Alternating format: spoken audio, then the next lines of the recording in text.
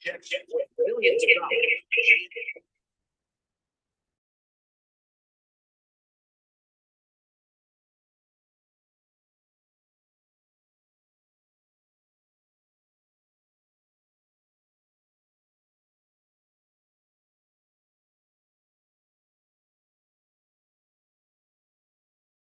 Maybe worth even as much as $40 million. News 4's Gus Rosendale joining us from the newsroom tonight with what else we've learned, Gus. Well, Natalie, detectives with the NYPD tell us they were initially tipped off by a bank that red flagged suspicious deposits, and they end up joining forces with federal authorities, and that joint effort led to arrests earlier today. What you guys do? What happened? Tonight, these suspects are accused of conspiring to steal more than 100 checks worth millions of dollars from the JFK mail facility. We uncovered really a point of compromise, and that point of compromise was JFK post office. Prosecutors believe it's the biggest theft at JFK since the famous Lufthansa heist in 1978, when about $6 million in cash and jewelry was stolen from the airport. United States Attorney for the Eastern District of New York, Breon Peace, said in a statement, criminals who cash in on checks stolen from the mail can expect to fill out change of address forms for the federal prison they will be calling home. Two of the defendants, prosecutors say, worked for the Postal Service. Three others are charged with endorsing and depositing what investigators describe as stolen checks issued by the U.S. Treasury, mainly heading to international destinations. These are checks that people are waiting for. These are checks that people are waiting for their livelihood. New at 6, we've learned that included Social Security benefits, COVID stimulus checks, and tax refunds. Indictments charge at least $4 million was stolen. However, NYPD detectives think a lot more was taken. When we look at ledgers that have been recovered and phone records and the like, our investigative theory is that over $40 million has been fraudulently either obtained or affected. So it's a big number. A team of local and federal law enforcement has been working on the case for the past year and a half. These are individuals working at the post office that we entrust. We give really a sacred trust to, right? To deliver everything with integrity. Investigators are calling these suspects dangerous. They say one had a loaded gun nearby when he was taken into custody. Live in the newsroom, I'm Gus Rosendale, News 4 New York. Chuck will send it to you. This is Democracy Now!, democracynow.org. War, Peace, and the Presidency, Breaking with Convention. I'm Amy Goodman with Nermeen Sheikh.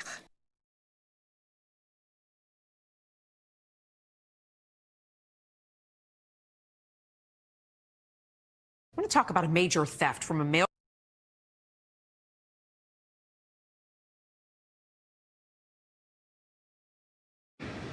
Well, Mary, the sisters are facing decades in prison, each charged with 25 counts, including mail fraud and conspiracy to commit mail fraud. Each of those counts carries a maximum penalty of up to 20 years in prison and a $250,000 fine. Our cameras captured some of the defendants leaving court today. Investigators say the sisters would make online purchases shipped to them through FedEx, then request a return. They would then pretend to return the items using self-service kiosks at the post office to scan the return label, which would then get the refund issued, but then not actually return the merchandise. Then they would go ahead and turn around and return the merchandise in person at a brick and mortar store, getting a second fraudulent return.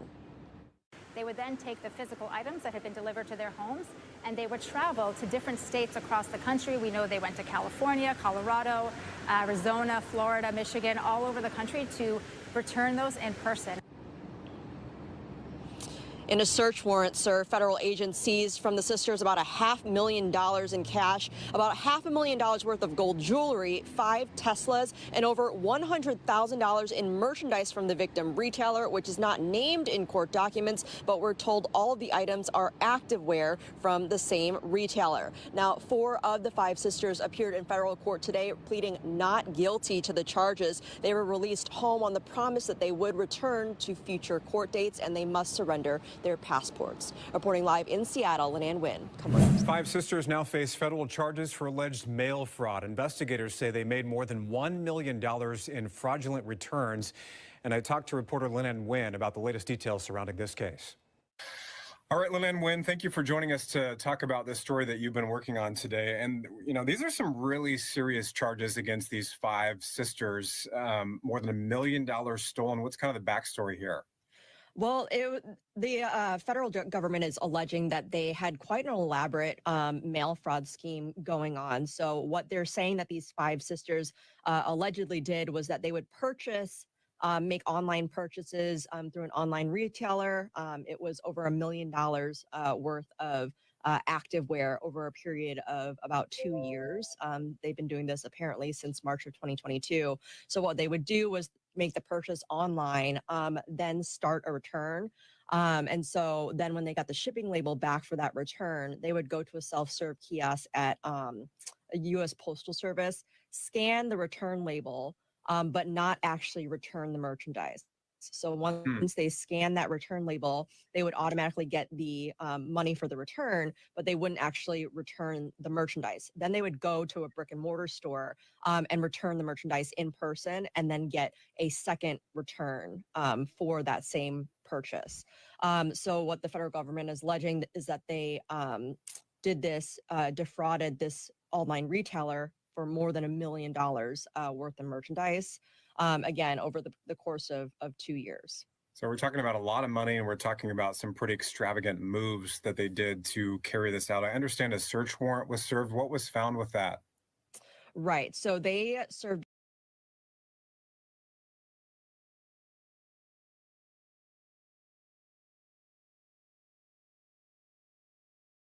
I want to talk about a major theft from a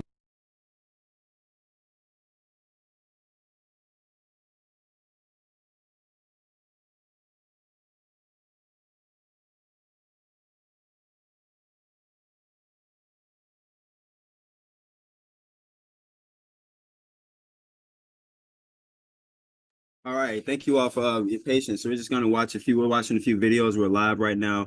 And our goal is to basically find out what's going on with the U.S. Treasury and what's happening with our checks and the courthouses. And so there's so much information that's out there now that a lot of these things have been stolen.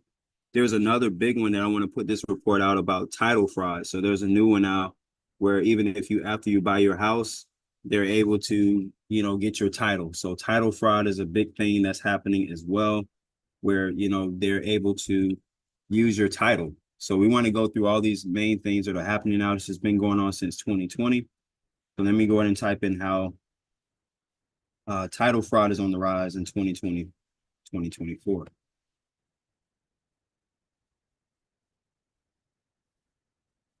All right, so here we go. Give me a second.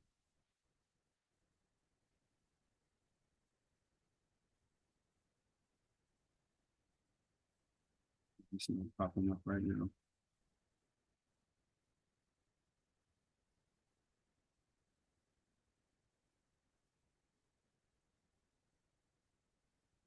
Here we go. Look at this right here. Could a thief steal your house? That might sound ridiculous, but crooks are using a sophisticated deed fraud scheme that makes it possible. 8 on your side, consumer investigator Shannon Bacon has a warning tonight for all homeowners. If you've ever bought a house, you know it's a lengthy process filled with lots of paperwork and agencies that double-check everything. So you may be surprised at how easy it is for a thief to steal your house without ever showing their face. To be the dining room and taking these sliding doors out and make it in the French door. It took John Witt Jenkins a long time to get this home. He bought the land in Dunedin in 1998 for just $15,000. Then, in 2003, he started building the 2-story house, brick by brick, taking him 3 years. I built this house for under $100,000 with, the sweat equity that I put into this.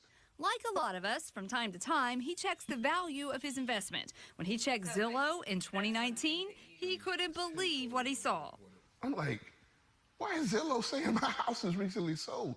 And for $160,000, when the market value is like, $350 at the time and stuff. So I'm panicking. That panic turned to fear when he went to the county property appraiser's office and discovered this deed had been filed with his forged signature, showing he sold the house. And I said, let's look at some camera footage when this person tried to record this deed. And it was like it was done online. I'm like, you just allow anybody just to send documents and you just go with it with any type of authenticity, any type of, verification like that? Yeah, that's just what we do. So you learned that day that just filing that document is all someone needs to do to take your house. That's it. The deed looks legit, but according to the Pinellas County Sheriff's Office, it's fake. And the notary stamp that made this official, you guessed it, it's fake too. They just gave him my house on probably 2 hours worth of work of electronically transmitting those documents. Wow, And your house that you built. With my hands. For 3 years, nights and weekends is when I worked on this house. It took Jenkins 2 months to get his house back. 4 years later, Plant City real estate broker Michael Bogstead was arrested and charged with scheme to defraud. Pinellas County detectives allege he stole at least 6 houses, including Jenkins's house. Bogstead, detectives say, created fraudulent deeds and fictitious mortgage documents and then transferred ownership to various entities so he could either take out a mortgage or sell to an unsuspecting buyer.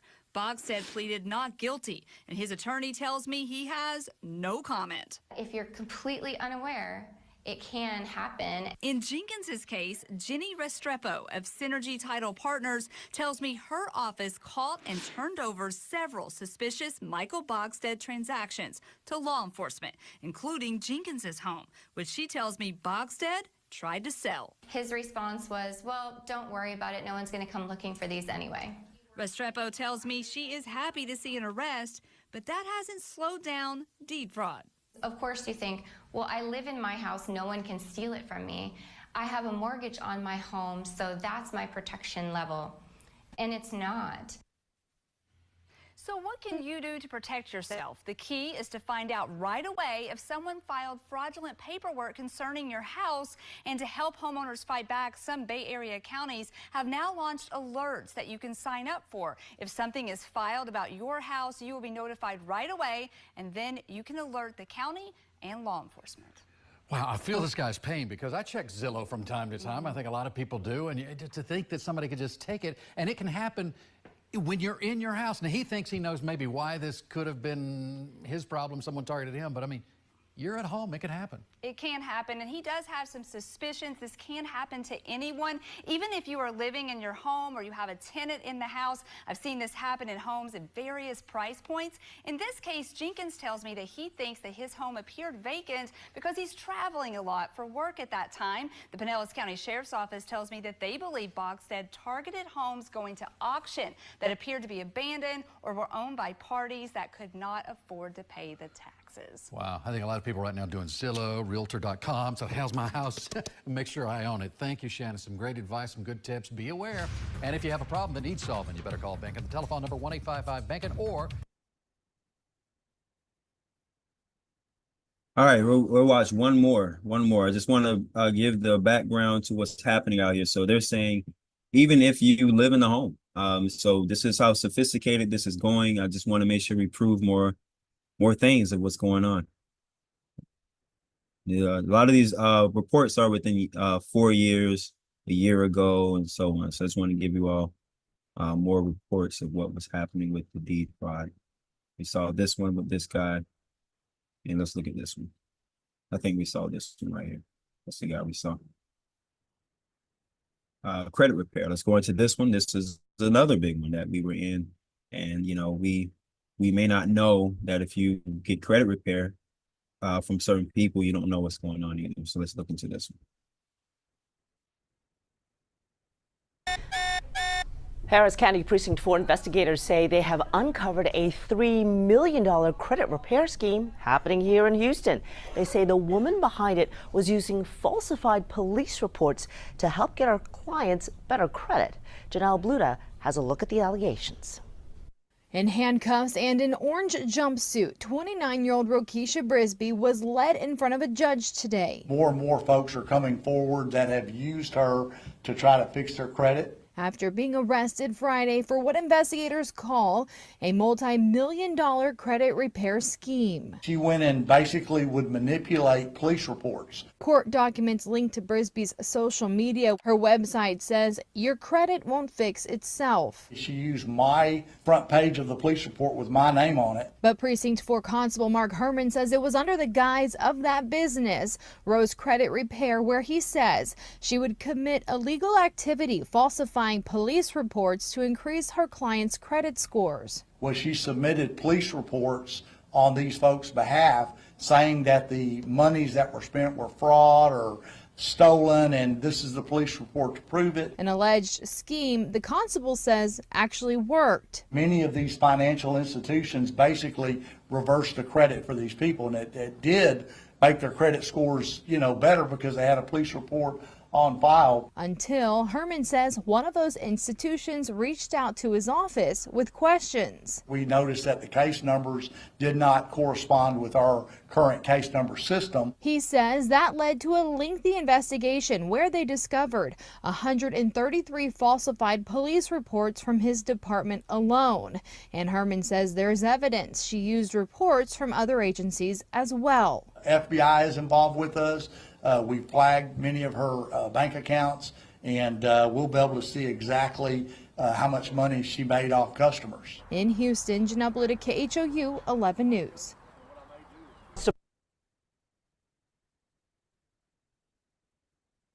At 6. All right, so that'll be it for today on the sort of reports about credit, and we got another one that's dealing with your treasury checks being stolen. And you have another one that's dealing with deed fraud, where, people can take your house. I mean, this is serious information, right? So what we do with the university technicians, our goal is to help you learn how to do this with taking all this stuff out of your name, which is protecting you, because if it's in your name, most of the time we know that it's in your social. And if it's in your social, this means that they can basically use your social security number, your address, your name, all of these things to actually steal your identity. The they is anyone else outside of yourself.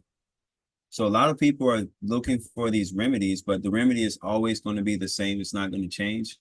It's going to be the same most of the time. So I'll get started on some parts of what we're going to be talking about today. And we are streaming live so that if anybody misses it, they will be able to see it live at their own time.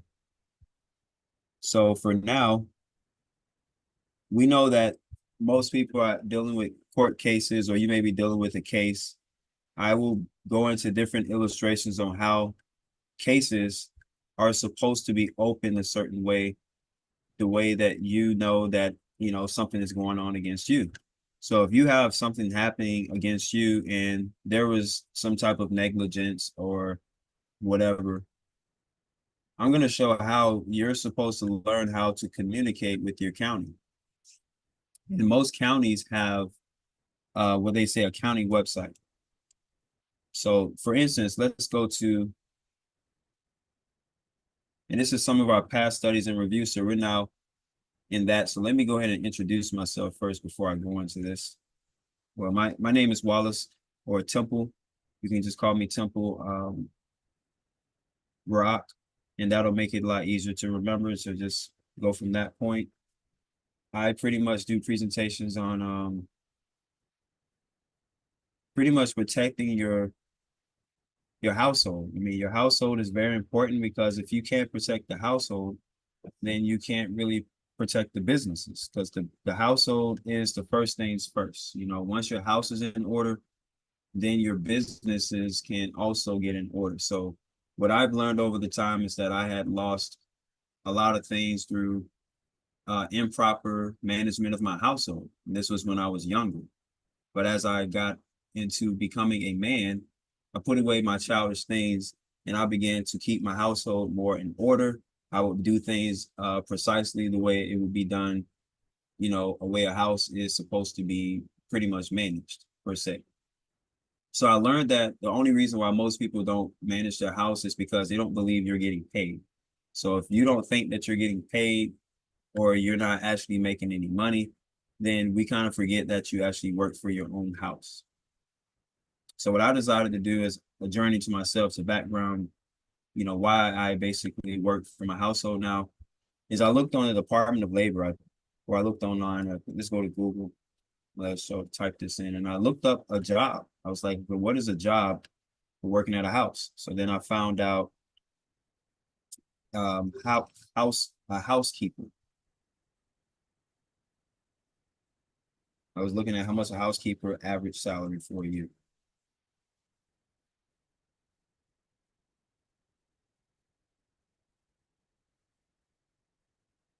All right, so when I went to that answer, it gave me a base number right here. So it said, according to Glassdoor, the average salary for a housekeeper in the United States is $35,020 per year.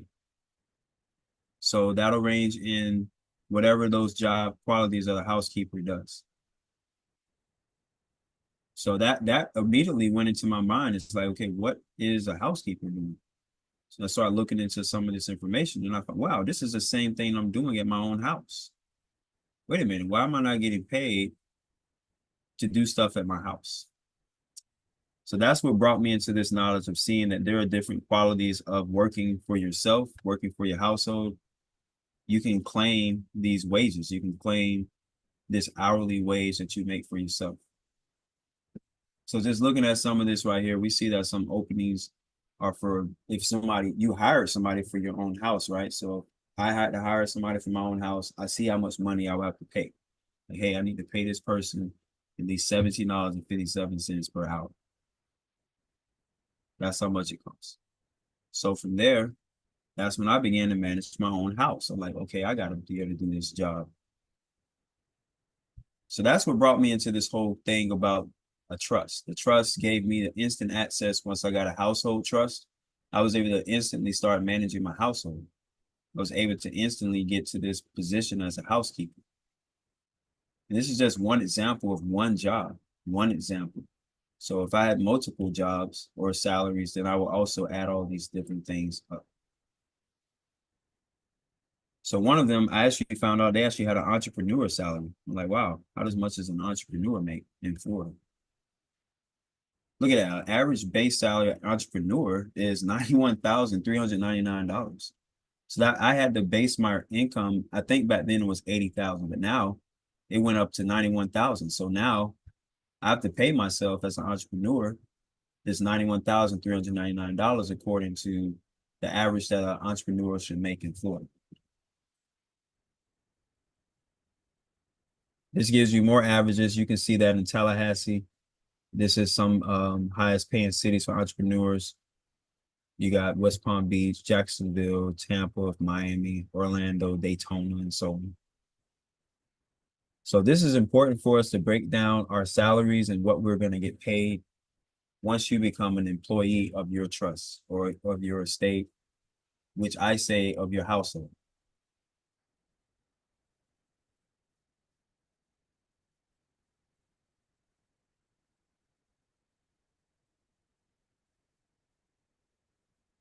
So that's my introduction to myself of my journey so far into this knowledge, into this information.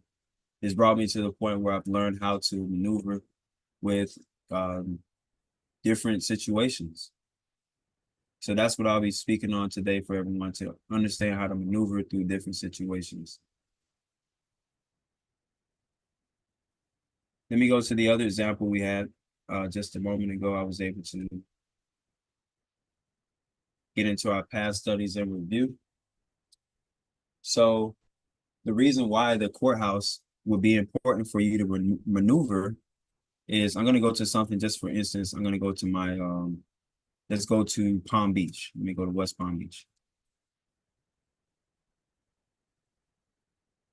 Property, it's one of the biggest counties, right? Let's see how it pops up. So here we go. So Palm Beach County Property Appraiser's Office right here. This is where you want to maneuver firstly through your property. So you got to learn out who are these people, what's their position, you've elected them. So this person, this lady right here, even if you don't know her and you live in Palm Beach County, you should already know her name because you should be able to understand her position and what she does for you. So Dorothy Jacks is the property appraiser for Palm Beach County. I'm actually in the state of Florida, so I'm going to be going into different aspects of the state of Florida. So some of the addresses I will go, I think I was trying to find the address when I was growing up. Let's see.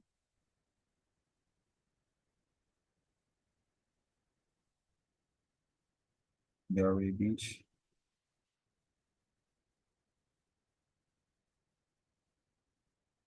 Let's see, pops up on that. I don't think it can pop up that way. I think I have to do it with a exact name. Tangible property search.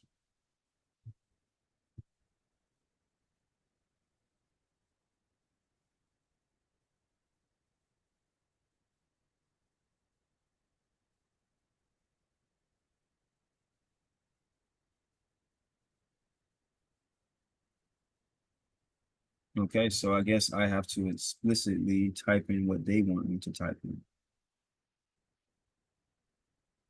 All right, so let's click it here. Let's just want to go there for instance. Let's see. Okay, so this is an example of details of a property right here. So I'm able to see the location. I can see the address to give you a map. They tell you where it's at. The owner, they'll tell you the owner right here. Delray Beach 1 LLC. So somebody has an LLC that was able to create this Delray Beach 1. And they basically are in Deerfield. They're in a whole nother country, city or whatever, right? So as you can see right here, this is where they're seeing the chain of title. So every time this property is sold, you're able to see the book, the page, or the county record. So the county record is where all this information is stored at. So if I had to store my information on my house, I would have to still update my county. So let's use this for example. Let's see what happened in 2014 on this property. And like I said, this is just a random illustration of what a property would look like.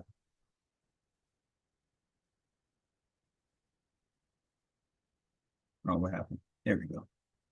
All right, so this is an example of what a document will look like if it's on a county record. As you can see, it's recorded right here on the right-hand side. If I can zoom in, let's move over. So right here, it's recorded on this date, and it's in the county that you're in, how many pages and what book number and page number, right? So this will be exactly how it looks for someone that is making sure that their deed is up to date on their property. So for instance, if I had a mortgage, or if I don't have a mortgage, it would still show something on the property. So it'll still show this information. Only thing that'll be different is the banker or whoever is on the property, they will remove themselves off of the property.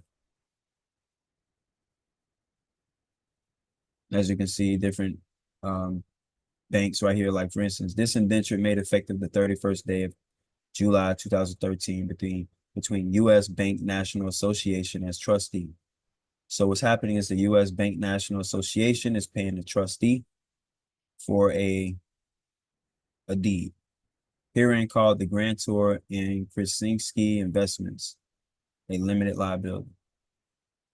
So they're using a trust right here to create access to this property, and they always make it in consideration the sum of $10, 10 out of $100. So the property is only at most they put on there as $10. Once they get this warranty deed on the record, as you can see, it could probably be one page. Usually it's just 2 pages, maybe 1 or 2 pages. They then now can create an agreement or a contract for you to make a payment, which they call a mortgage. And this is what most of the time the banks do. They look at the property value and they tell you how much the property is valued at. For instance, right here, you see the value was like 91,000 at this point. It was at 280,000 in 2006. But as you can see, it went down to a whole different value at this point. Well, it's probably at that most point itself.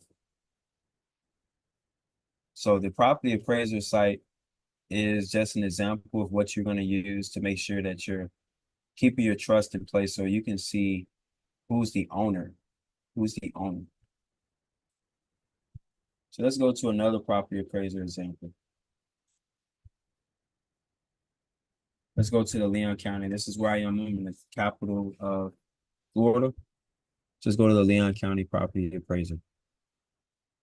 All right, so as you can see, I would need to know who this guy is. This guy's name is Akin Akiyemi. So when I talk to Akiyemi, he should be able to help me with all the information that I need for my understanding of my property.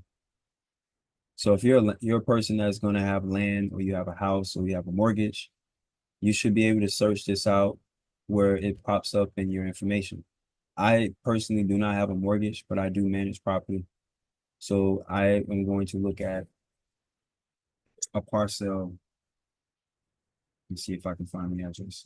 This is a parcel I lived at before. And I don't know the owner, so let me just search through this real quick. If it pops up, property search 3.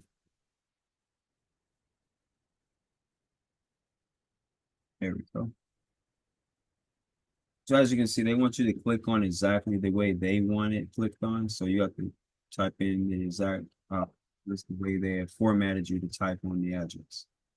So just be very careful as you're going through searches. You want to make sure the searching is precise so that your information is listed too. So here we can see the owner of this property is this person. And I'm able to go through the process of seeing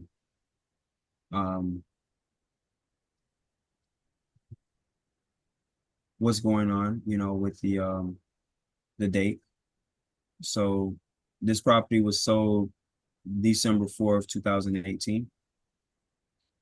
And it was judged in 2018 as well. So immediately it was basically given to a certain number, and it went into another number that year. So this is how you see the chain of title, what's going on, where property is being sold or property is being transferred or whichever. So this is very important for us to get through the chain of title when you're starting to look at your property appraisal. Everyone has these, so make sure if you have property or you're living somewhere, you know what's going on the land. So the owner is this person here. And this is their address. This is their mailing address. They're here in the scene. So you're able to mail whoever this owner is, you're able to talk to them directly. Now let's look and see what's happened to the property right here when we get to this point. All right, so warranty deed. We see this was recorded in public records, and it was on this booking page, and it was done in 2018.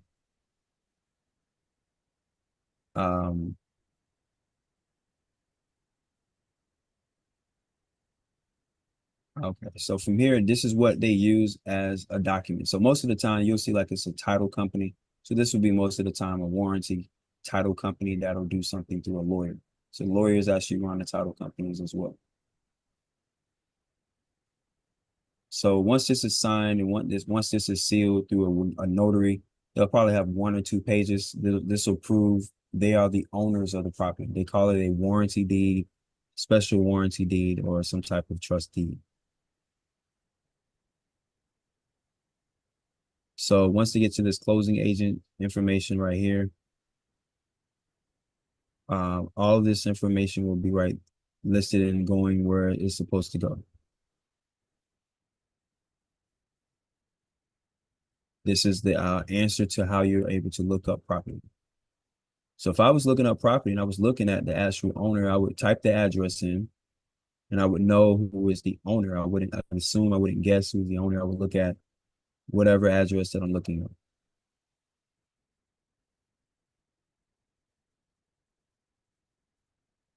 Right, so that whole point in itself is giving you the fullness of what's going on if you're looking at what they call subdivisions or land. And this is just the land property aspect, right? This has nothing to do with courthouse yet. So I haven't got to the courthouse. I'm giving you the first court perspective to where you actually should already have the study where you're the owner if you're listed on land. Now, if you're just renting, then that's different. We're going to go into how, if you're renting a little bit later, but I just want to go through the basic part of the land. You should know who these people are, the property appraiser. These are your main people that you want to know. You want to see the documents and so on. So with all that being said, let's now go to the next level. Next level, if I were to close all these things out, would be the county courthouse.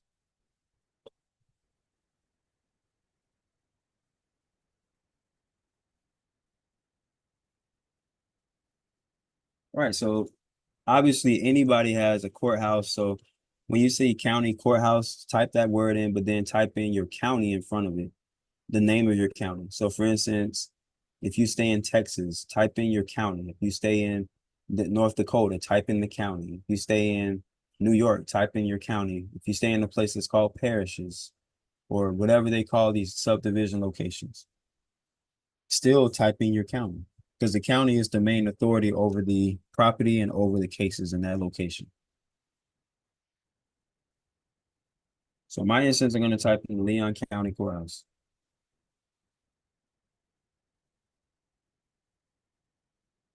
So I have the Leon County Courthouse. As you can see, they also have access to pretty much, you know, what they call the records. You know, they have the county record. You also have court cases. You may be able to see cases that's happening in real time. Now, they have something in my county I learned previously in the county. They have something called Turbo Court. So Turbo Court just means that I can open a case right now by simply using this information online. So let's say I wanted to open up a small claim. I click on this. It now gives me who's in charge of my claim. And as you can see, the person in charge will be Gwen Marshall. She'll be in charge of the claim as the clerk of the circuit court and comptroller of Leon County. So you need to know who these people are that you're going to be able to communicate with once you use their system. Now, are you communicating always through live voice? No, you may not have to say anything with your voice. So as you can see, the jurisdiction will be whatever county that I choose, because I can make a small claim if I'm in Florida on anyone in any county. So if I choose this county right here, then it'll go straight to this Turbo Court right here. So this is all over the state right here. So if I'm in Florida, I literally can open up any county of any state through the small claim. This is more enhanced because a lot of us may not understand this, but we need to understand how to do this. If you are looking to be, which I'll go into a little bit later as the meat of my discussion, a sole proprietor. All right, so in order to be a sole proprietor, this will also be required for you to learn and know how to do this. St. Lucie County. Let's say you stay in St. Lucie. There you go. Michelle R. Miller. That's your clerk. Somebody else, I think somebody else at New State in Franklin County. Here you go. Michelle Maxwell. So all over Florida, if you all had to go through Florida, let's say, and you lived in Florida, this is your whole entire process of how to do this. Now let's go back. So I just wanted to navigate with you to show you how the online process is already existing and how we have to navigate through the clerk's website.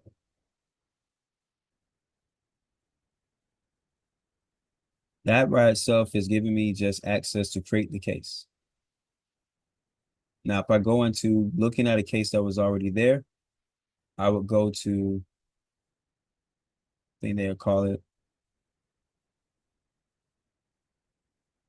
and everybody's courthouse is different, so you have to navigate through this a little bit. Maybe records, you go to search. Here we go, so search. So I go to search and see where it takes me.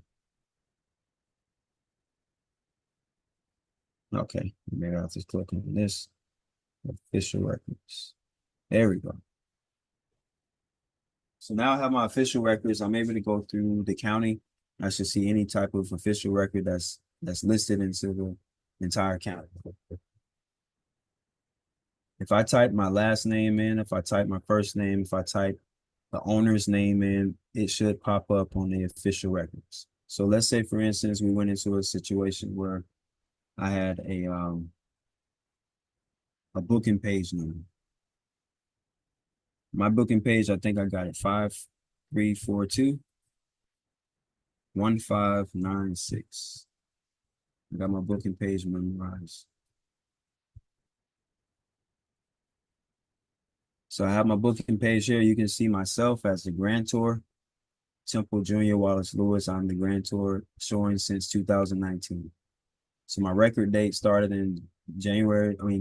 July 31st, 2019. Here's my booking page number.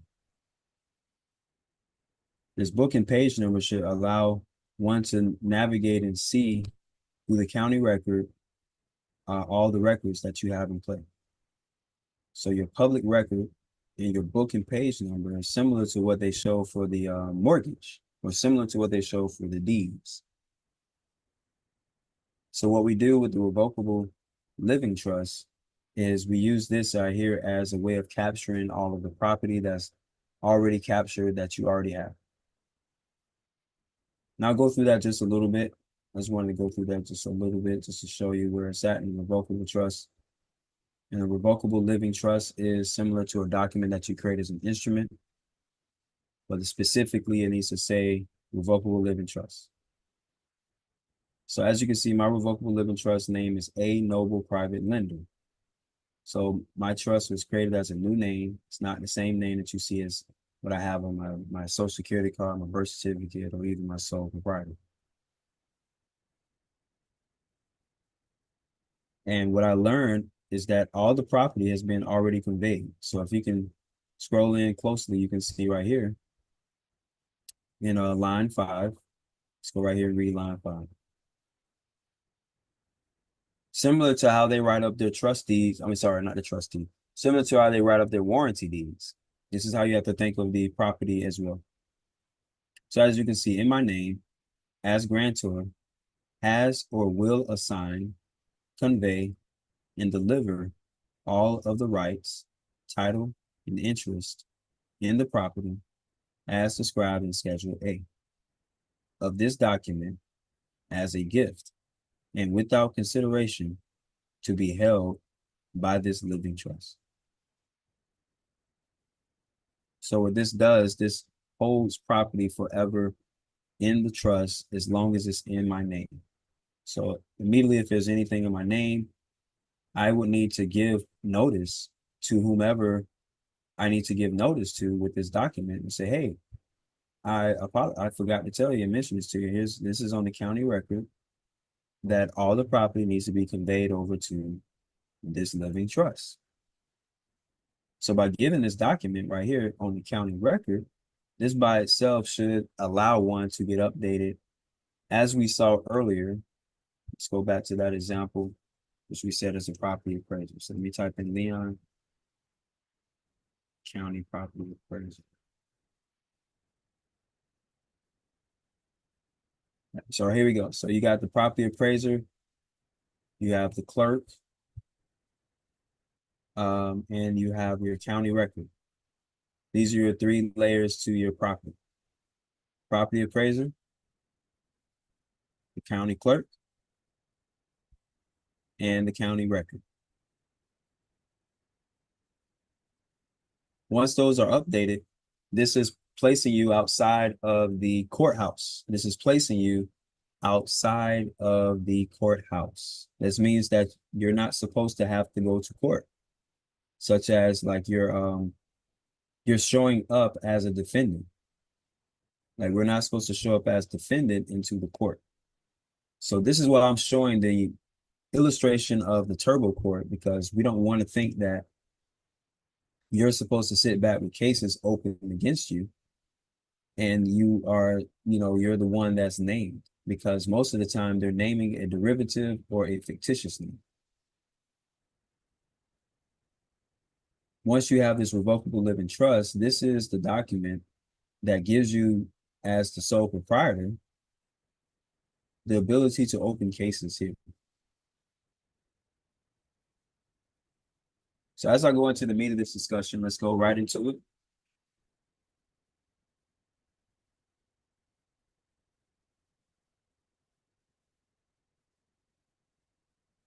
And share the screen for you all so you all can see this.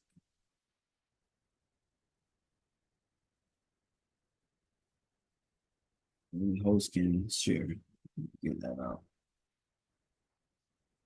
Share screen. So as I pull this up, I just make sure anybody have any questions, feel free to type in the chat or to speak, and then I will be able to answer that question. But let me get this screen to broadcast. All right, here we go. So as you can see on the screen, you're going to be able to open your own cases in the sole proprietor to collect taxes withheld. Once you use your sole proprietor to win in court, you'll be able to start collecting taxes because the taxes are based upon the court. This is how most of the documents that the bank basically processes against us, that we just showed, I showed exhibits of the bank. I just showed exhibits of property owners and all these things. This is how they're able to take you to court and collect. And this is how you're supposed to be able to take them to court and collect as well. So you open your own cases in the sole proprietor to collect taxes withheld. Use your sole proprietor to win in all courts of the world. So that's mean this works in all courts. This is international courts. The sole proprietor should work. The revocable trust should work. This is also the Supreme Courts. This is also the state courts. This is also the appellate courts. All courts. As long as you have your name, that name is a sole proprietor. So you're able to open up a case no matter what. Learn how trusts do not work in courts. Indeed, the United States corporations, if they do not have the full authority to administer the entire trust, and how lawyers are also agents for the United States, unknowingly and knowingly, to administer the funds of all court cases directly with the Treasury. So there we go. So we now know where the money's going. The money's going through the court, and once the money is through the court, the lawyer administers the trust because the lawyer has to create a brand new trust for you, for your case. And once they construct the trust, this is how they're able to create a tax return. So they're able to file a tax return on the court case, or they're able to file tax documents on the court case to collect funds. Because usually, if you're the one that owes money, this proves that there's charges on the court case and you owe for the charges. At this point, once you owe for the charges, there has to be some type of way of paying it. So sometimes they see it as incarceration. They may see it as a fine. They may see it as community service, sweat equity. They may see it in any type of format for payment. This usually occurs with a bank. Okay, so a credit card company will take you to small claims. If you don't show up and say, hey, I will pay off the debt, they will now make a default and say, hey, you now are in default. We're going to close your account. And not only are we going to close your account, you still owe us money. This is how it looks for a case. A court case is always going to be the main thing that you're dealing with every single time. Even if you didn't want to deal with it or even talk about it or go to a court, you were never supposed to show up as a defendant anyway. And that's just what I'm going to basically break down today.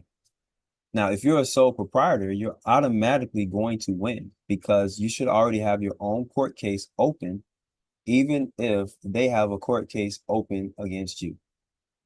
So what this does, this makes an even playing field for as soon as the case is open, whether it's the Internal Revenue Service, we're going to go there too. We're going to talk about how if the IRS has an open court case, which is a out of court case as well.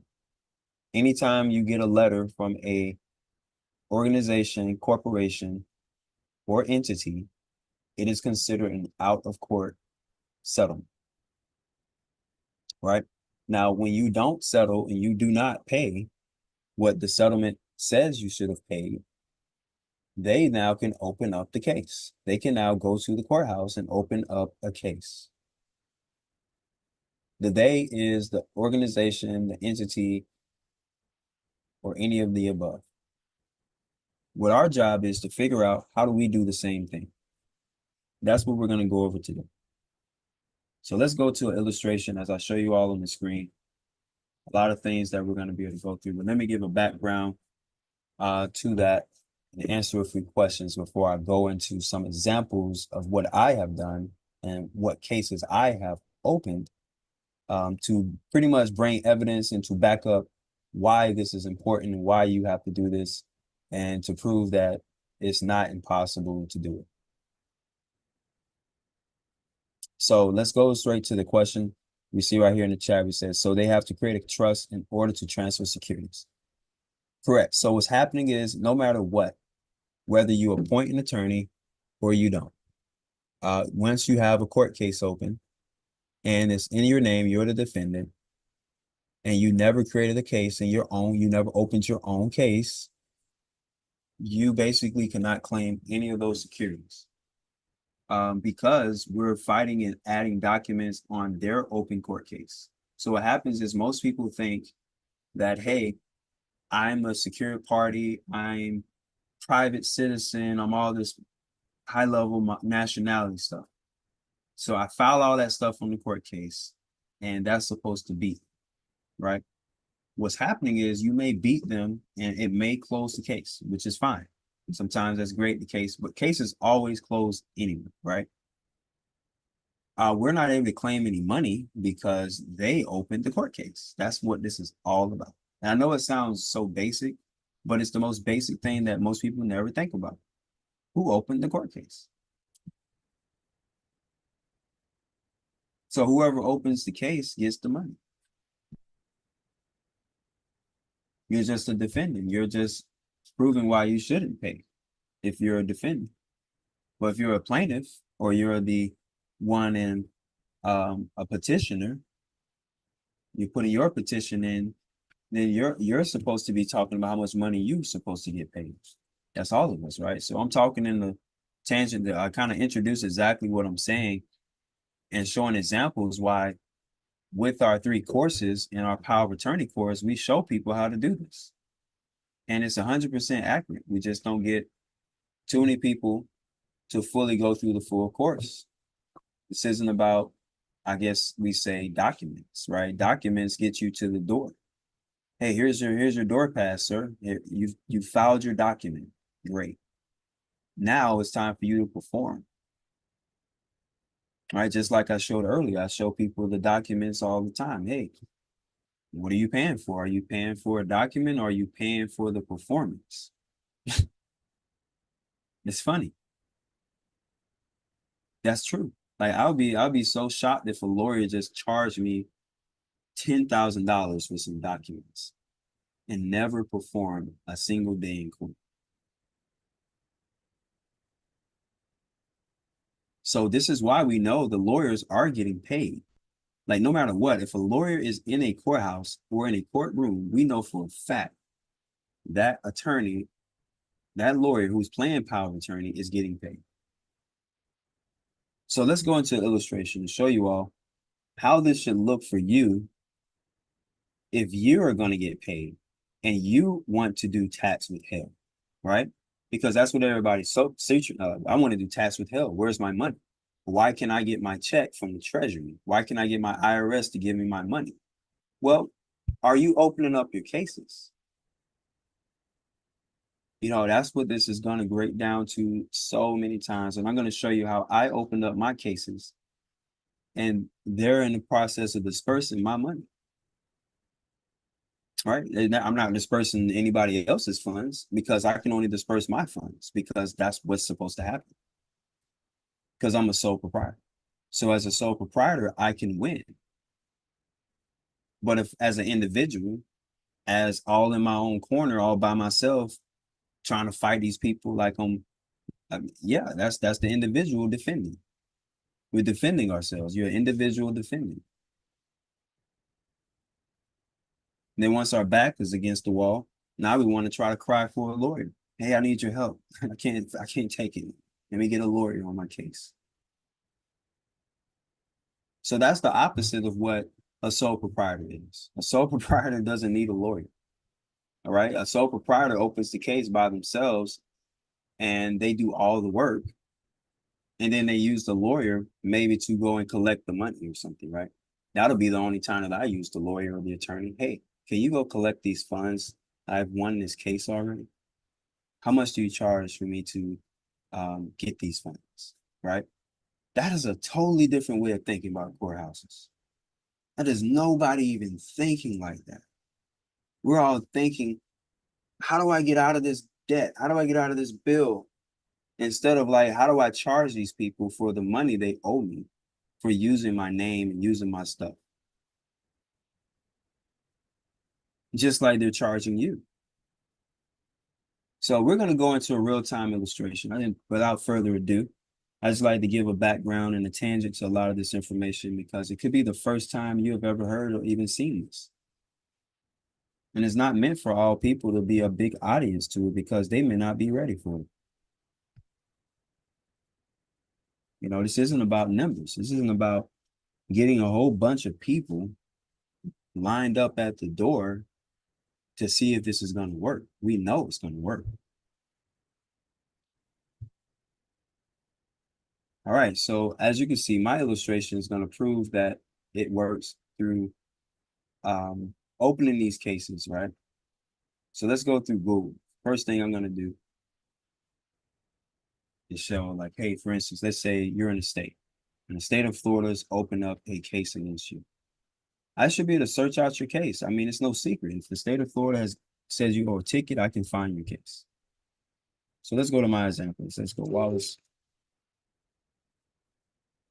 I'm going to show you the example that I created. So this is the example of me creating a case against the state of Florida.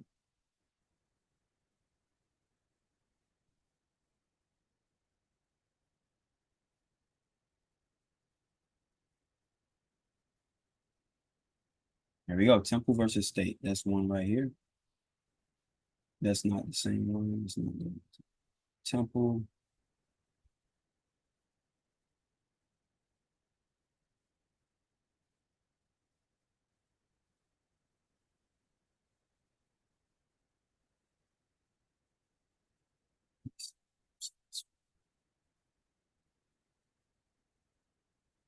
I can't find anything. Well, I got some other good stuff out there. Let's see if I can find it.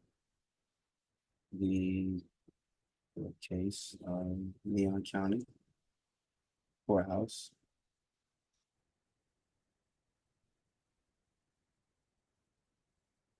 Oh, state of Florida. I got it. I know it's going to have some states.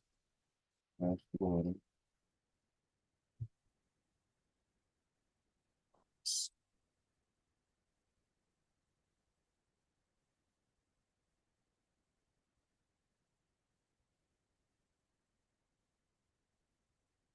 Oh, I guess they don't. They don't have anything. Oh, I just found one. I see one. I see one. Temple family. Okay, we got Noble Friendly Lender. Okay, let's go to this one. And they got one when I was arrested for 1 in a year. Let me see that case. A Noble Private Lender Revocable Living Trust versus Commissioner of the Internal Revenue Service.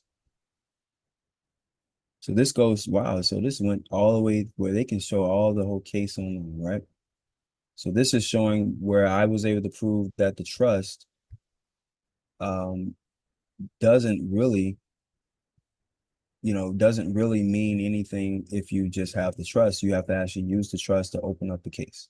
So I figured out all the answers about using the trust to open up the case.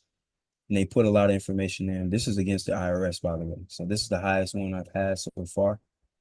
And I did get a response back in November 2023. And what they showed me is that I'm not able to appear pro se because a trust can't really act into the courthouse. Let me show you right here where it says the complaint filed in this case lists only one plaintiff, a Noble Private Lender Revocable Living Trust. Wallace Lewis Temple Jr. is the trustee. See, they have me as a trustee. However, a trust, like a corporation, is an artificial entity that can act only through agents. So this is now proving United States of America is using their corporation and their agents. And they cannot appear pro se and must be represented by counsel. Okay, so that means that if I'm the trustee, someone else has to be outside of myself that I can trust that can appear as counsel.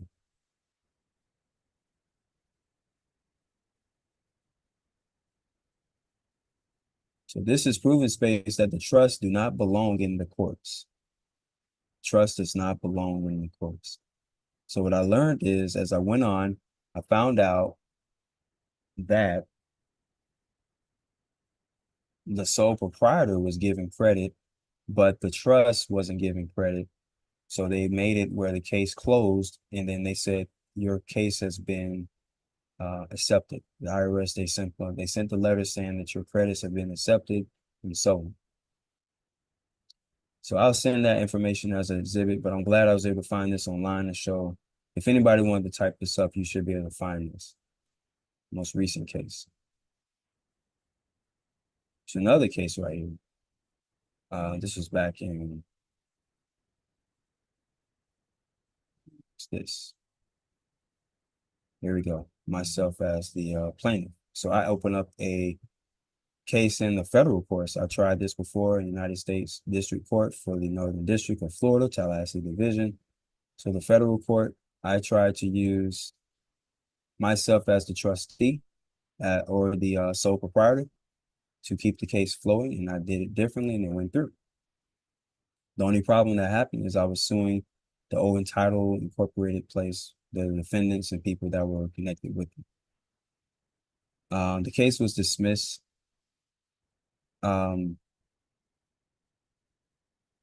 was no reason why I actually had the case dismissed. It was just more of a lack of me moving forward with the case, but it did show that I should have done something more. Because the court has considered without hearing the magistrate's judge report as recommendation. Upon consideration, no objections have been filed by the parties. It is ordered the report and recommendations accepted and adopted in this court's opinion.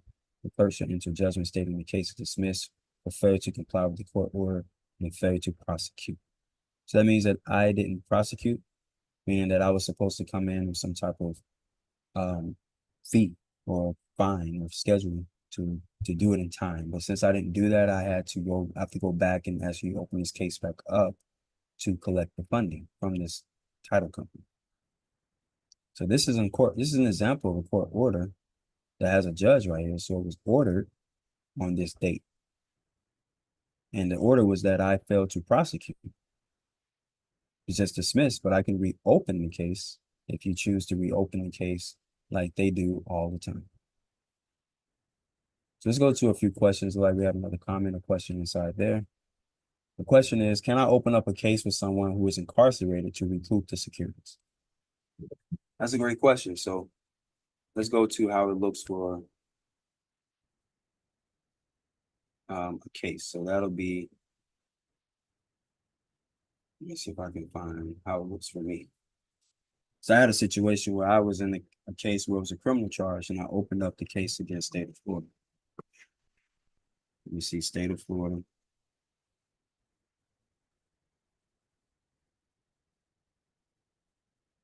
Versus.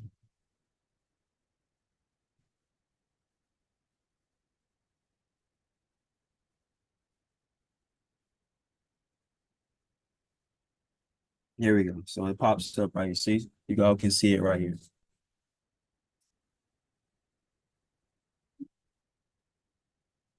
This is how it should look.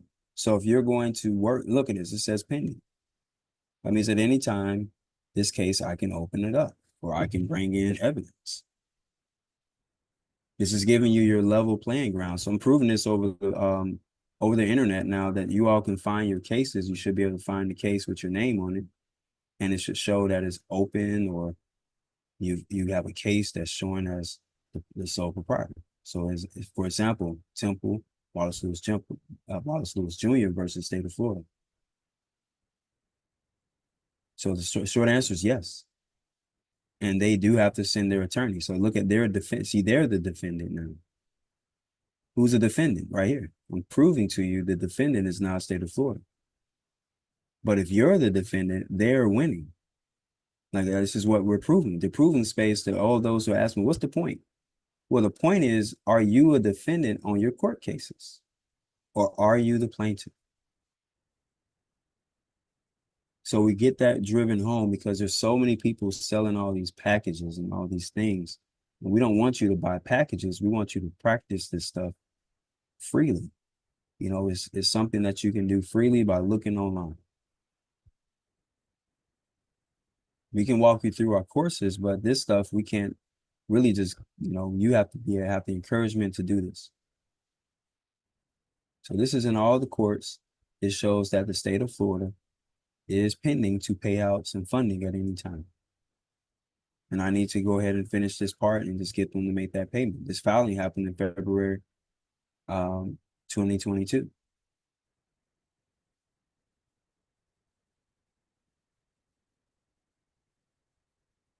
Look, they got all the documents here. So this is, you can see every document that's ever happened right here.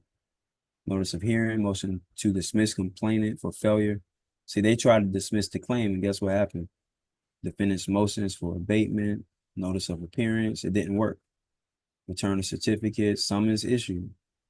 Application for the, so I didn't have to pay, I did a fee waiver, statement of claim. So the statement of claim is still showing to this very day as a statement of claim. I almost want to go and read it for you all. Let's go and see how we can find this statement of claim for free. Let's go to the free version of the statement of claim. Now, if you go through that version right here, they're going to charge you if you try to download it. Now, of course, if I click this, they're going to say sign up and you have to pay and so on, right? But I'm going to show you the free way to do this. The free way to do this is you go right here, go to your clerk's website directly. And you want to go through your search through your court records. Let me see if I can find home.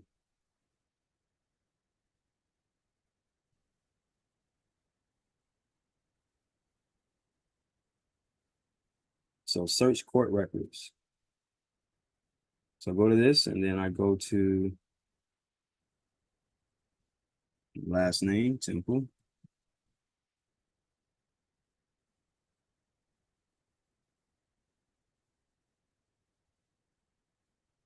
And I can type the case number in. So let's see what the case number was.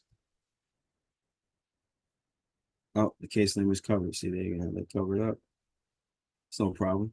Let's just search it out. There'll probably be a whole bunch of cases that popped up. What's the beginning date? I think the date that it shows is February 18th, 2022.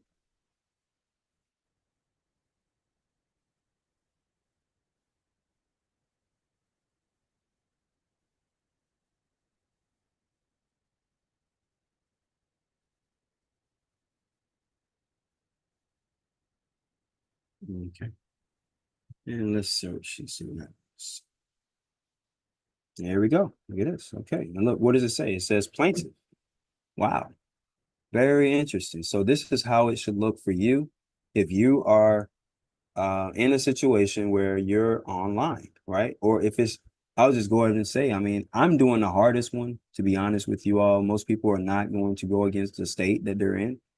You should go against the state that you're in because the state makes so many mistakes. So they're a sovereign entity as well that make mistakes, and you should be able to get your claim. So that's worse for any and all entities. So if I have a problem with not only state of Florida, but I also had a problem with Internal Revenue, I just showed you all that I had a case open against the Internal Revenue. Another case, let's say it's the let's say it's a corporation. Let's say it's your mortgage company. There you go. That's a big one. Open up the case against your mortgage company. You see?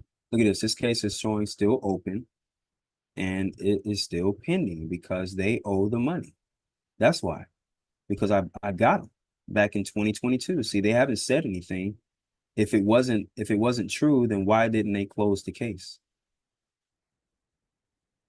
So this is the real deal stuff right here. This is how they process against you. Why aren't we processing against them? And you're doing it the right way because it's in the name. So let me show you what happened to me in my statement of claim, and I wrote it out. As you can see, the plaintiff is my name, and who am I against? The state of Florida. Basic regular information. It's not hard. It's their phone number. This is my phone number, my info. Who's the plaintiff? my name. Who I'm suing? I'm suing for $8,000. That's how much cash I need because I need some money. So state of Florida, I need $8,000 because this is what you did and I need that money. That's how we're supposed to think of this. Violation of due process, unauthorized usage of my name, defamation of my character, intentional infliction of emotional distress, negligence. You know, they have a lot of negligence they deal with in the state of Florida. False imprisonment. So I went to jail or I was incarcerated or detained. Even if you're detained, it's still false imprisonment. Oh, sorry, sir. We thought that you were a person. We just detained you. You're not under arrest, but you're just detained. It's still false imprisonment. Doesn't matter. So you all just don't let this just sit around on your name because it looks bad on you when you don't defend your name. The state caused severe damage to my household and family. I was found to have no criminal intent after being interviewed by psychiatrists. No remedy has been given by exoneration or termination of probation. So that is what I asked. I actually gave them what my relief, everything that I asked for is there. And I wrote it out in a piece of paper where I just wrote it on this piece of paper just to keep it real. Like, so all this typed up fancy stuff I did down here. Well, I typed in my signature. I can type my signature if I want to. I put the date there. I put the amount, but guess what? 1 page. That's all I need.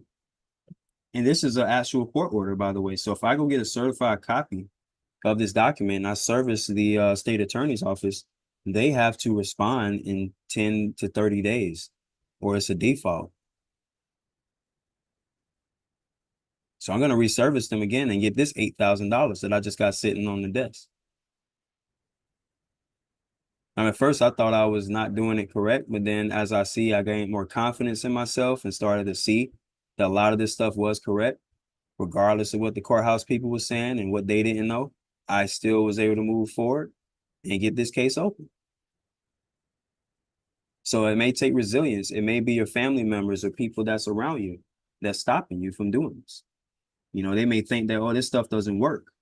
Or, you know, why do you got that trust and you ain't getting no treasury checks? Well, you're not getting the treasury checks because you probably need to open up a case against the treasury.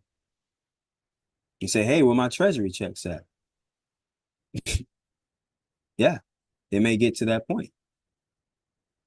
All right, post office. We just showed y'all some fraud situations. The post office people, they were stealing some checks.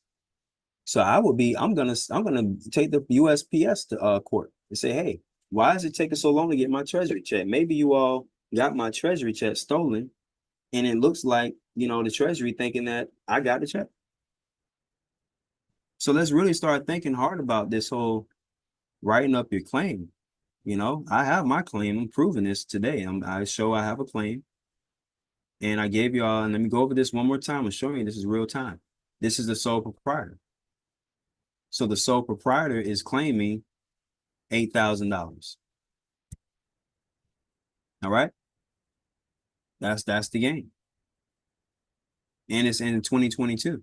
So I need to go and file that 2022, update that 2022, send it to the IRS and say, hey, I need to go and get this updated on the 1040 for 2022. Here is the 1099B or whatever it is that I filed for this amount. So does anybody have any examples or thoughts of how this will look to you? Because this is how the check is supposed to look. Like we say, where's the check coming from? There's no money just sitting in your account. I mean, where is the money coming from? You got to go ahead and get those charges, get the charges on your claim. So as you can see, my stuff is filed. I got the clerk, you know, her seal is right there. You know, I mean, if she got a problem, then she got to review what's going on right here too. Okay, I see that I put my seal right here. So I can go get another seal. I get a certified copy on this document and I go drop it off on the state attorney's desk. You see, that's how you got to think. Or mail it to them, certified mail. Signature required. Isn't that how they come at y'all? Why are we so afraid? Use the sheriff. If I want to pay that extra $40, I'll use the sheriff. That's right. I'll use the sheriff. Let me show you how serious this is. Let me go ahead and show you. You know, we want to make sure everybody has the mindset that this works. Like this isn't something that does not work. So Leon County, I'm going to use them too. Sheriff.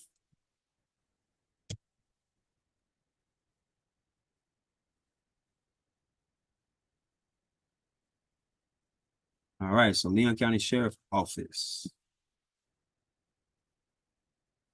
Yep, they work for me too. Who is the sheriff? Yeah, I mean, the same people that arrest you, they also work for you. So this guy right here, he has to listen when I give him this document. But let me go ahead and see if I can find this process servicing. That's what I'm looking for. I want to see y'all give me how much it costs to do my process servicing.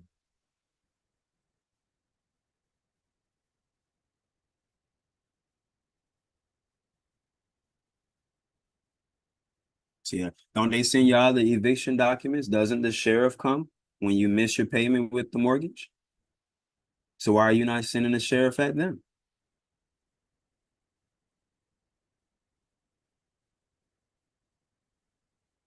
There we go. So this is what it's called at my sheriff. It's called civil process unit. So I'm gonna use the civil process unit. I'm gonna call up the sheriff and I'm gonna be like, hey, how much does it cost for y'all civil process unit? You know, this person right here. I can send them, I can mail it to them, I can call them, but I'll probably still mail a copy to them anyway. I just need to know how much it costs. So it looks like they do civil summons. That's what I have. Instantly, civil summons.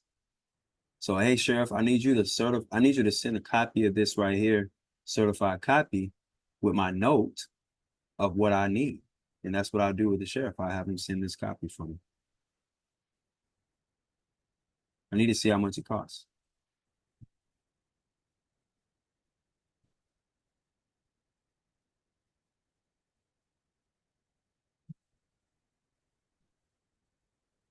Notice how I go to the search and find my answers.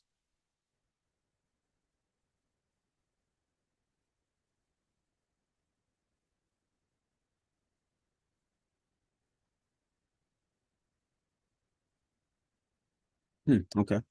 Well, I just found something interesting though. Let's see what's going on. So this is why they actually come after you guys sometimes. I'm gonna show you a secret before I go into how much it costs to do my basic process service with my civil summons. So what's happening is once people leave your account and they do a sale, they're actually paying the sheriff. See how much they're paying? They're paying the sheriff about $600 so they can do that sale on your house. They do the same thing with the automobiles, real estate, $2,000. They want at least a deposit.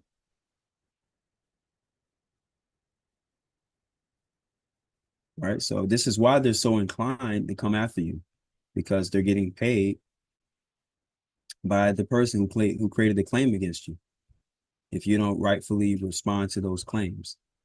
So the sheriff's site is a very powerful site for you all to study as well. It may seem scary that I don't know anything that's going on with these sheriff people. I'm gonna get arrested. No, they don't have the power to arrest you without a warrant or without certain things and whatever is going on. So right here is the writs and levies, but I don't think, I'm gonna see if I go to Google and see how much does it cost. Typical cost for a process service by sheriff.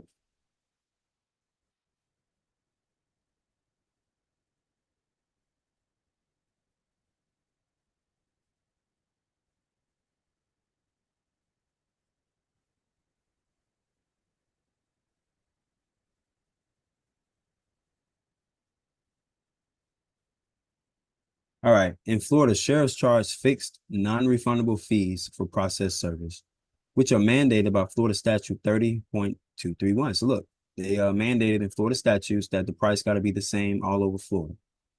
So here we go right here. So it says $40. There you go. I didn't hit right there. Boom. There goes your numbers. As you can see, in almost every county in Florida is $40. So all I need to do is pay $40 so I can go ahead and send a copy over to the state attorney's office. Now I can certify mail it there too, if I want to use the post office person. But if I'm really about business and I really want them to know what I'm talking about, then I'm gonna use the sheriff, just like how they use the sheriff, don't they? I mean, y'all using the sheriff. Why can't I use the sheriff?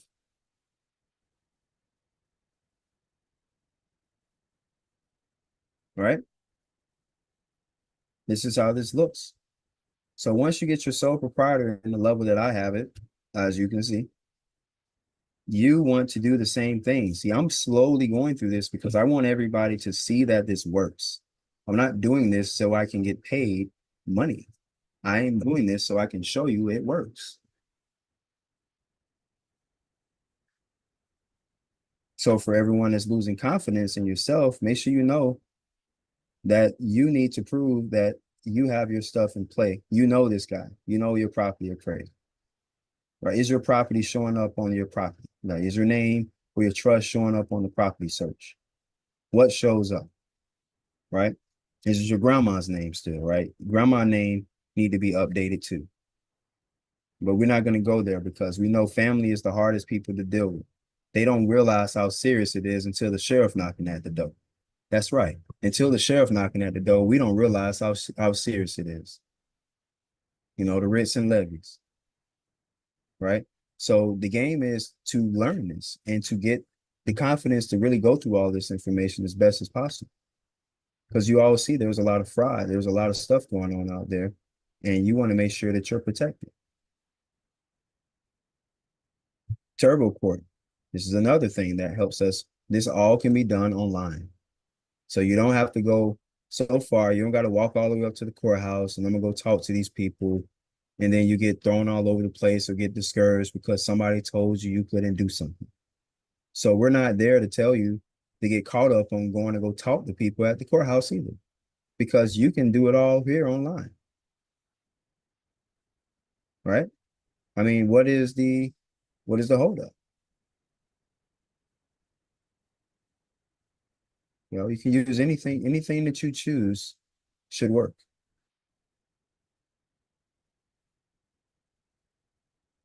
As you can see, I already have my information in Wallace Lewis Temple Jr., beneficiary. So if I'm a beneficiary of this money, I will go ahead and get the funds through that court account. As you can see, this is very important. I know some people always get caught up on this part and they always mess up. Don't choose individual if you know you're a sole proprietor. So make sure you look at yourself as a sole proprietor. You're a business. So if you go in there as a business, you will get the business, right? You will get the business such as the money or the payment for your business. So click on business, stop playing with yourself and clicking on individual all the time. We got people still stuck on the individual side. Go to continue and you type your business name in. So that should be my name, as I showed you earlier, the same business.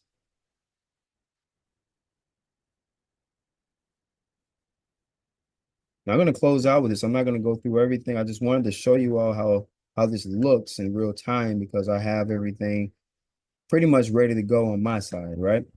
So you should have the same thing ready to go on your side. Of course, this is my office address. You know, different things that you want to have in place. So your processes are going through your office. Are you filing in Leon County? I'm starting a new case. Yes. Oh, look, I can file into an existing case. That's what I wanted to do. But for illustration, let's just say we're starting a new case. Small claims. There we go. What case type do I have? How much do I want? $100, $500, $2,500. Okay, so this says claim of more than 2,500, but less than 5,000. Okay, so let's click on that one. Go to next. All right, so we gotta show your questions. Form set, created for this filing. Consider alternatives filing suit, requirements for filing small claim. Click here to use this program, and next. Plaintiff, individual or sole proprietor. Okay, so they got me here as the plaintiff. See, the system is doing all the work for you. I just wanted to go and show how it gets through to the point where I am here already. You can see Wallace Lewis Temple Jr. is the beneficiary as the plaintiff. I was going to take beneficiary off. I don't need them to see beneficiary. I just need them to see my name. Go ahead and go to next. Individual, sole proprietor. Oh, that's the defendant. I'm sorry, it's the business organization. Who's the defendant? Let's say the defendant is, who are we going after now? Who was the problem that we had a problem with? Oh yeah, United States Postal Service. No, I'm not going to be able to take them. They're sovereign. I think it was Comcast. So if I want to take Comcast, I will go to talk. I would go to them.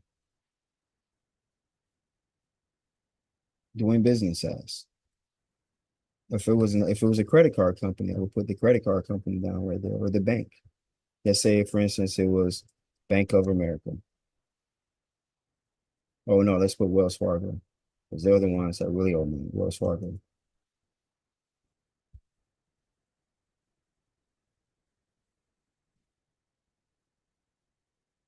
So you all see what's happening, right? I'm able to put any business organization, anyone as a plaintiff, as a defendant. This is all through the small claims. As you can see, the claim, we're going to go through each segment. And I like the way this looks because it goes through it online. I've never fully done it all the way through with the turbo port, because I've usually walked it in with a piece of paper like you saw. But if you can do this all online, then by no means do it differently. Now, so it's a plaintiff as my name, doesn't have the beneficiary thing there anymore. So I hope this helped. If you all have any thoughts, questions, or shares, feel free to speak on that or type it in our chat. We're pretty much at our time. It's 7:15. And I always leave the last 15 to 20 minutes for Q&A sessions where everybody asks questions or anything like that. But I hope I answered that question from earlier about, can you open up a case with somebody who's incarcerated? The answer is yes. So right here, I just showed that I can type the person's name if they're a prisoner or they're arrested or they're in jail. Their name can be used as a sole proprietor, and they can open up a case against the entity that took them to jail.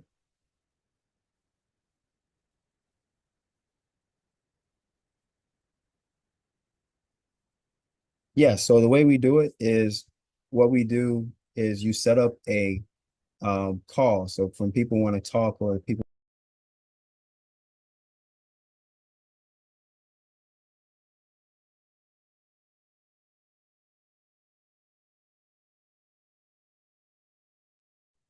All right, thank you all for attending this week. This was a replay.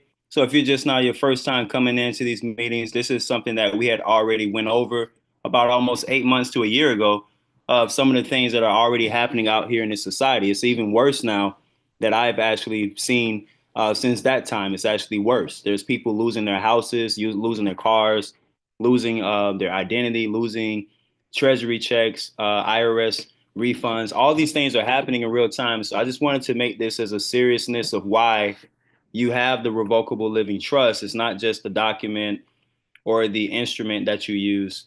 It is you. You're using yourself. You have to use yourself so that you can gain as much knowledge as possible to maneuver around this system. As you can see, it's so much fraud out here.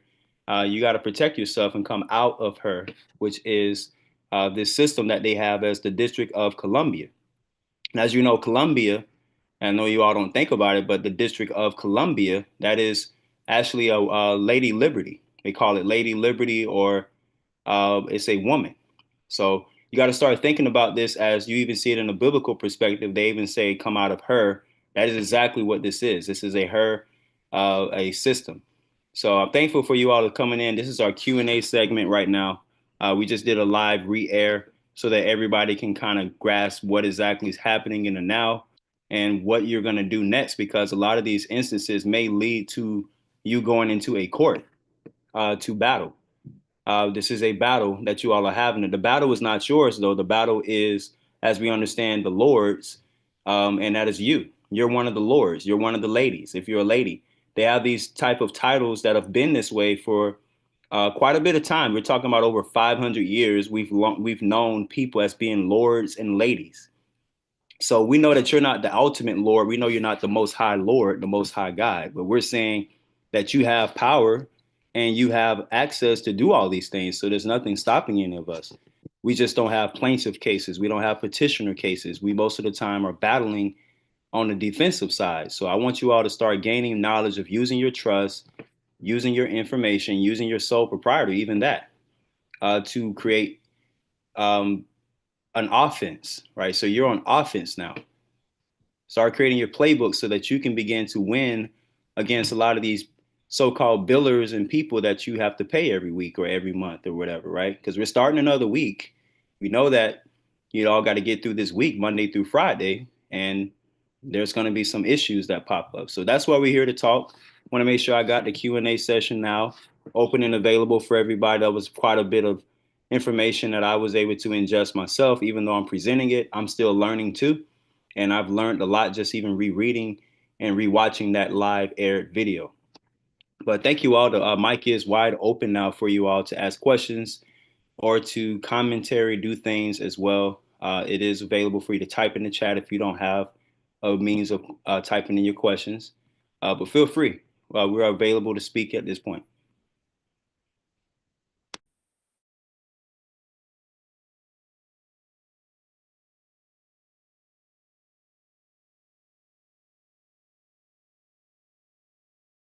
All right, so anybody have any comments or questions? What do we have that deals with the titles? Because we know a lot of people are trying to get titles to their houses and stuff, right? So anybody have any questions about titles to the house? This is a big one because even if your grandma, my mom, my grandmother, or anybody we know have titles to their house, it's a chance that if you don't get it into that trust, somebody can try to take it. So does anybody have any comments on that aspect? Because that's a big one that's going into play now. They're starting to say they don't even know how to stop it now. Actually, you go to your local county recorder of deeds, whoever those people are, the county recorder of deeds, or real estate department, whatever you all want to call that, right? They're saying they don't know how to stop it. They can't stop people from filing documents and taking your house. So we want to make sure everybody is going to understand thoroughly why you have the revocable living trust and why you want to have this instrument, which we say you get a notary, get it sealed, you use it every day. You use it everywhere you go. It's not an EIN, right? So just make it clear, it's not an EIN. So the EIN is just the number that you use to do banking. It clearly says it. So we want to make sure everybody clearly knows exactly what you're doing when you say you have a trust instrument, or you have a revocable living trust. You actually have something that's protecting your assets. You're protecting your property, or you're protecting your name. You know, anybody that's trying to use your name in vain, you have the right to pretty much go after them. You know, it doesn't matter who it is. You know, so you all need to start taking this a lot more critical. If somebody's defaming your name, somebody's talking about your name in the streets out here, right? So start looking at it like that.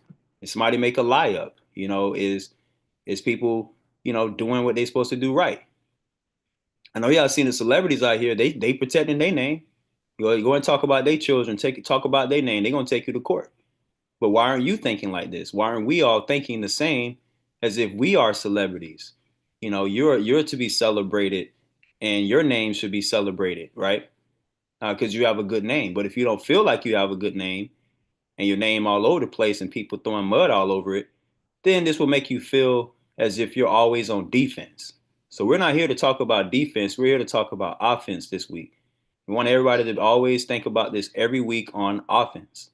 And the plaintiff is keeping you on offense. The petitioner position keeps you on offense. The counter plaintiff keeps you on offense, being a counter plaintiff. That means that even if you have a case open against you, or somebody's trying to, you can be a counter plaintiff. That means you can flip it immediately and sue them the same time they're suing you, or you can make a claim against them if they're trying to make a claim against you. So you all need to start practicing these things, because it's not something you can hear and see somebody else do. This is something that you have to practice and do also. So the same things that I do, you have to do also. It's not like I'm able to just do it for you. I mean, I can show you how I done it, but I can't do it the way you need to do it, right? So that's what we're here for. Want y'all to pick our brains, pick everybody's brain to know if you got the right answer, you know if you're going in the right way. We do know that it's a lot out there that can cause you to get, confused or to feel fearful about a lot of these different instances. But we want you all to make sure that you're doing everything as much as possible. And that'll get you through mostly everything that you need to think about. Outside of that, I mean, that's all I have, for this week, if I had to go into details. But I wanted to make sure everybody had answers on why is the 1041 checks not showing up? What am I not doing right? Like, am I actually focusing on my sole proprietor, right? Am I also filing my 1041s would be some answers of some of us who may already have the trust and we're like waiting on the IRS, or we're waiting on the checks. Well, the checks won't drop because there's something we're not doing. There's something that we have to find out, that we have to release ourselves from and relieve ourselves from. So that is important even on the trust side. If you're waiting on checks on the trust side, or you're trying to get a refund on the sole proprietor side, which is the regular tax refund 1040 side. So that is mostly everything that deals with funds or money. If you get money any other way or funds, the next way that you do it would be a line of credit. So that's all we teach people is if you don't get cash from the Federal Reserve notes or you don't get cash from the Federal Reserve Bank, you want to go ahead and get a line of credit. A line of credit will take you a lot longer and a lot farther than if you try to go grab some cash. And we got to be very specific with this because some people are still stuck on trying to grab a treasury check just so they can go pay off a biller. Right? If you're here thinking like that, that is not what we're here to do.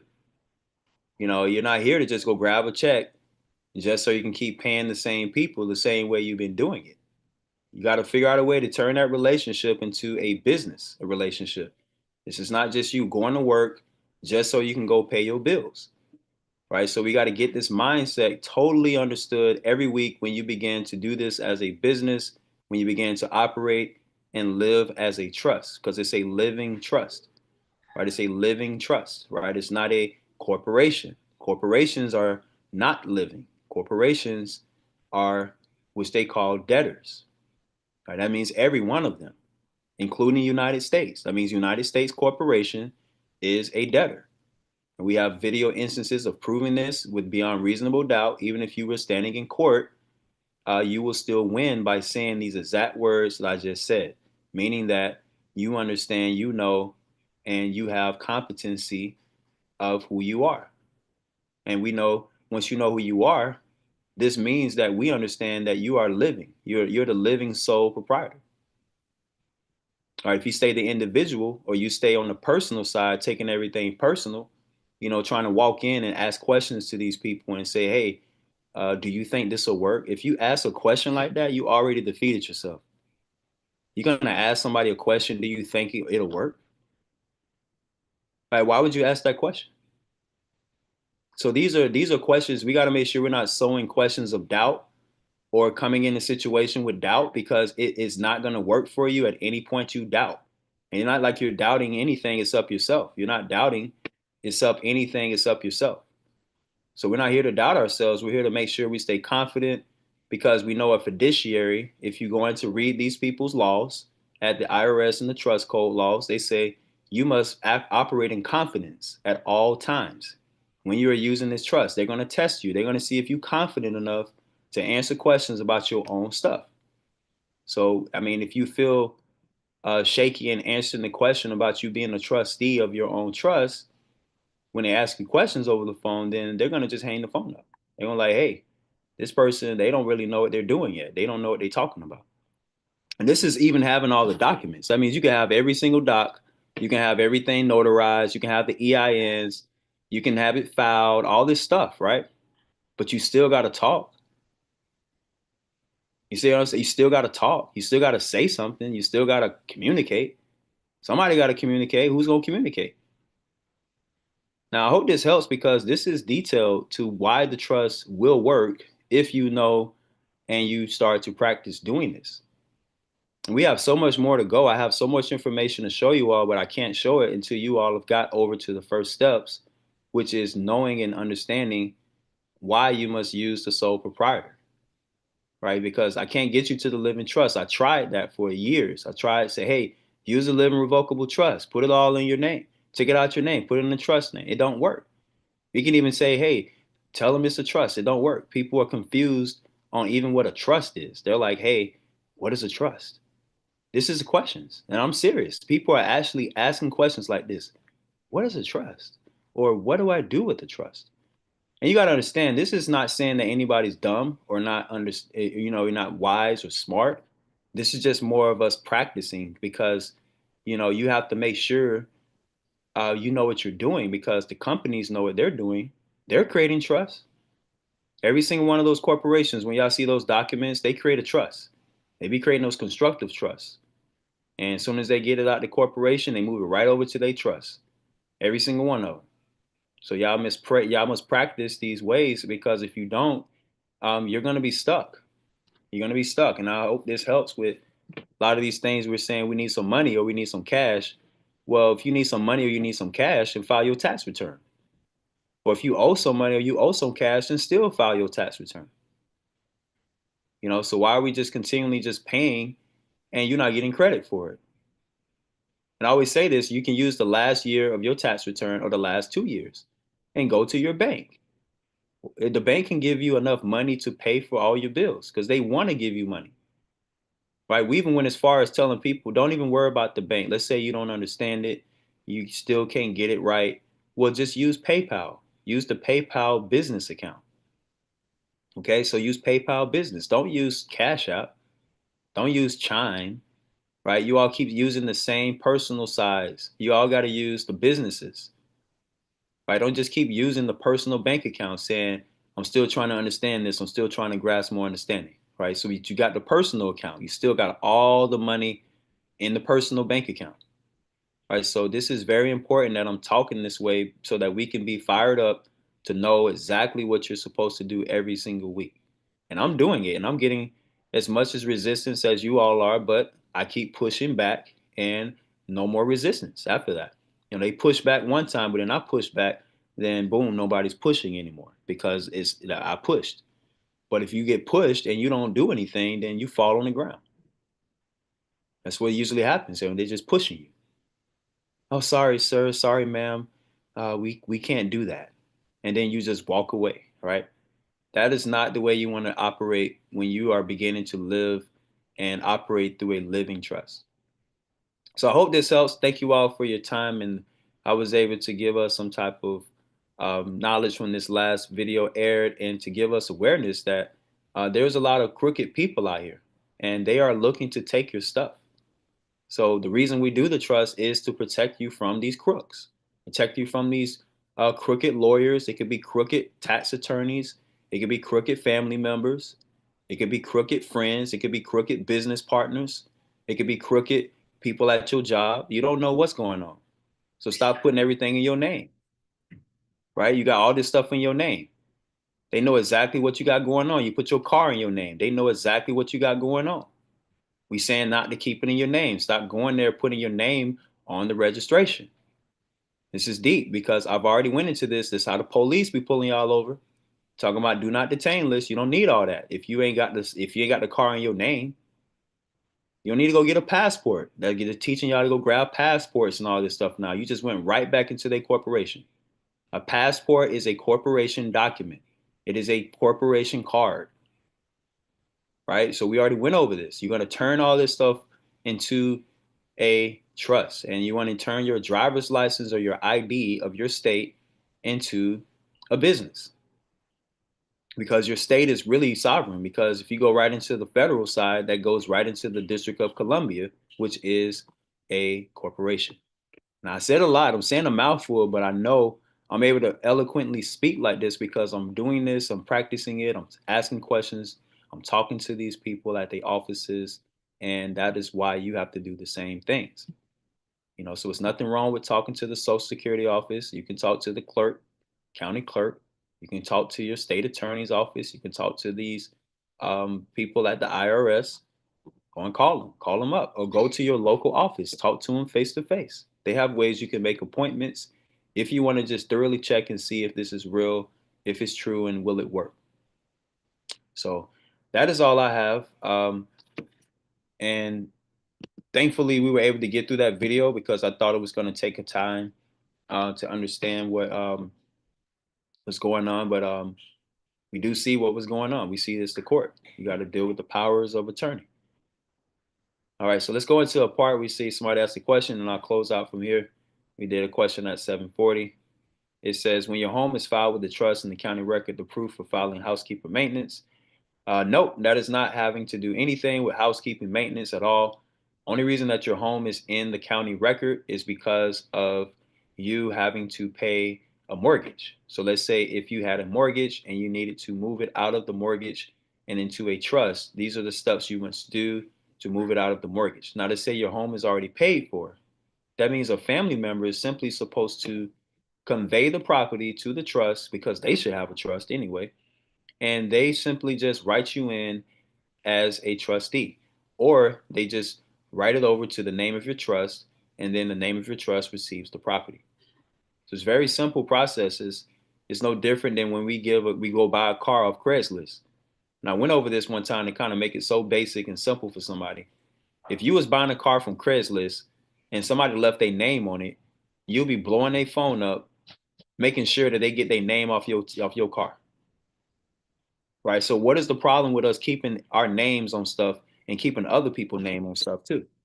So you got to make sure you get all these names off of these titles. And that's really where this is all starting from. It's starting from the names on these titles. And the first name that ever came on the titles was your birth title. Right? So the birth title is what is messing everybody up, because that's the corporation title. That's the birth title. So get it out your name, get everything into the name of a trust. If we got family members that got to convey property to us, help them create a trust so they can convey the property to their own trust, so everybody's in the trust. It's nothing hard about this. It's just people got to take the time, sit down, put their mind on it, and do it. You know, it's not going to change. It's the same answers every single day. So yes, the house is a business now. Even if you don't own the house and you're renting right now, you still can do housekeeper maintenance without even owning a house. You can be housekeeper maintenance, just somebody staying in a room somewhere at somebody's house. That's a housekeeper, or that's a home maintenance person. You know, we say that's the man plays the maintenance, the woman plays the decor, or the one who decorates and keeps everything up and keeps everything around the house. You know, so this is usually how it works. The housekeeper usually plays multiple parts. So you all are already playing housekeeper. You just don't realize it. You know, if you stay at a house overnight, it costs money. So if I had a house and I had like 3 houses I owned, right, and I needed to go pay somebody, I say, hey, I need you to stay at 2 of my houses, and I need you to stay there overnight. Well, obviously that costs money. Obviously that's going to be something that you should get paid too, just for sleeping at your house overnight.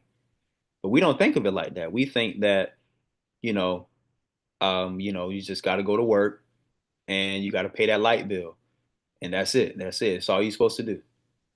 You're right. You know, you're supposed to be thinking about it. Like, let's say somebody came to your house and they was cleaning up your house, and they gave you an invoice, you would know that it was worth something, because they cleaning up your house, they mopping your floor, they washing your dishes, they cleaning your bathrooms, cleaning your toilets, you know, putting your clothes in the washer and dryer. See, that's laundry right now. So that's a laundromat in a way, every time you do it, washing your clothes. But that's a whole layer. Just want to show you all those things that go in the house and outside the house are all considered housekeeping maintenance, as well as homekeeping or household maintenance, household management. So I went into a lot of layers this week, and just this last part was just to keep us on a reasoning session to kind of speak on things. But if no one else have any comments, or anybody else have anything else to type into our chat, we're just going to close out this week, and we'll come back next week with more details of what we can continue on doing. But thank you all.